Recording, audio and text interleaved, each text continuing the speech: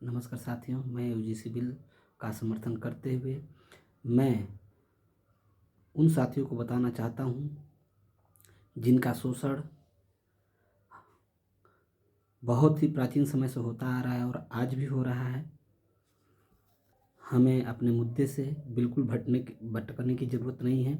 हमें अपने हक अधिकार को जानने के पूरी जानकारी होनी चाहिए। कहाँ हमारा हक है, नहीं है, और हमारा हक कौन खा के बैठा है।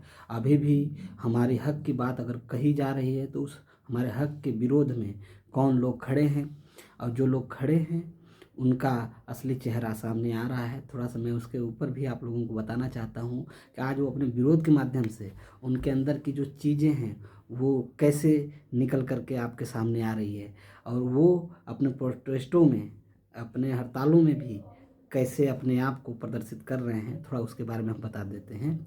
कब तक काले कानून का कोड़ा सवर्णों पर चलाओगे? कब तक काले कानून का कोड़ा सवर्णों पर चलाओगे? यूजीसी लाकर गधों को घोड़ा बनाओगे? तुम्हारे नस्लों की नस्लें टूटकर बिखर जाएंगी, तुम्हारे नस्लों की नस्लें टूटकर बिखर जाएंगी, फिर भी तुम सवर्णों का रोया नहीं उखाड़ पाओगे। इस बात से हमें यह जान लेना चाहिए कि वो लोग यह नहीं चाहते कि वो हमारे ऊपर शासन करें और हम उनका विरोध न करें।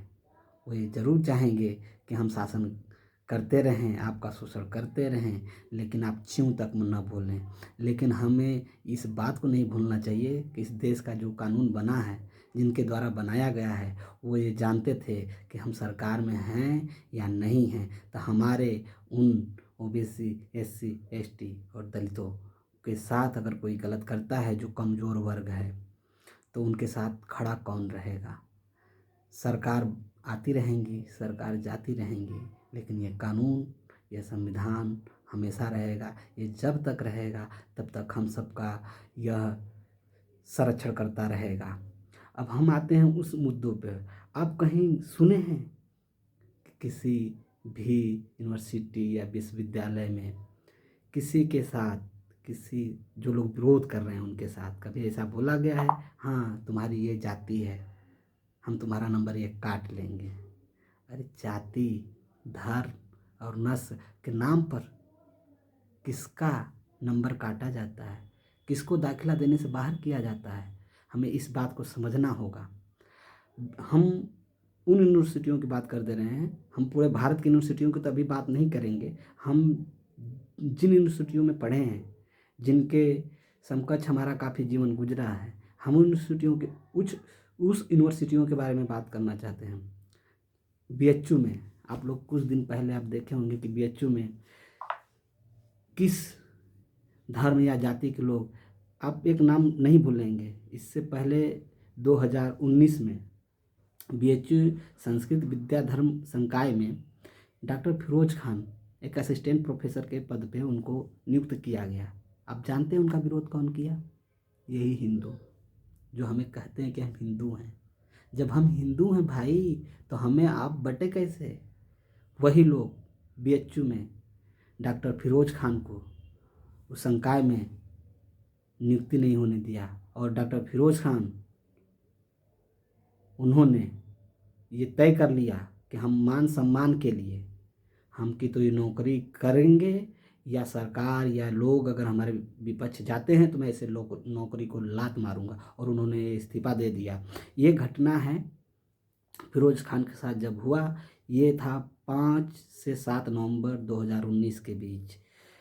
ऐसे अनगिनत मामले आए हैं। एक हैं डॉक्टर खान, जयपुर से संस्कृत में पीएचडी कर रहे थे, उनके साथ भी वो नेट जेआरएफ क्वालिफाई थे, उनके साथ भी ऐसा हुआ। आखिर वो विरोध करने वाले लोग कौन थे? यही थे जो भी कर रहे हैं।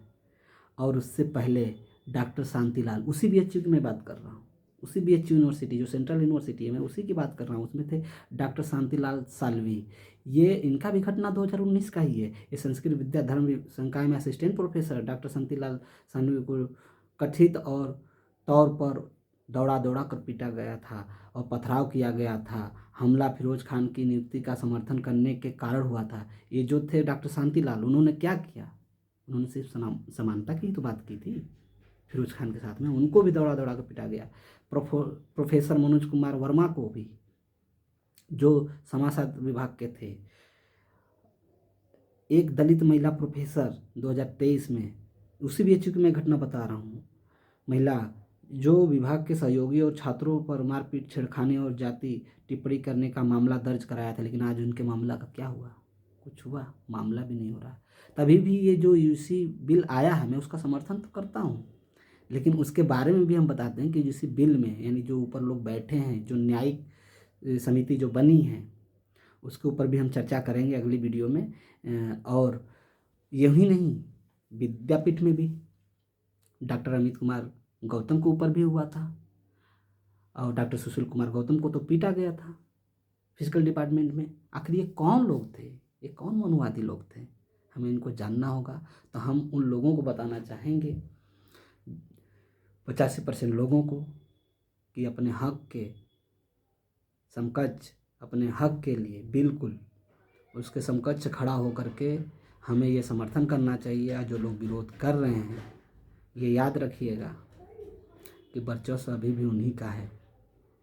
तो हमें अपने हक के लिए बिल्कुल खड़ा रहना पड़ेगा और लड़ना पड़ेगा, क्योंकि अगर हमारा मान सम्मान चला गया तो फिर हमारे जीने का कोई अर्थ या अस्तित्व नहीं बचेगा। Thank you.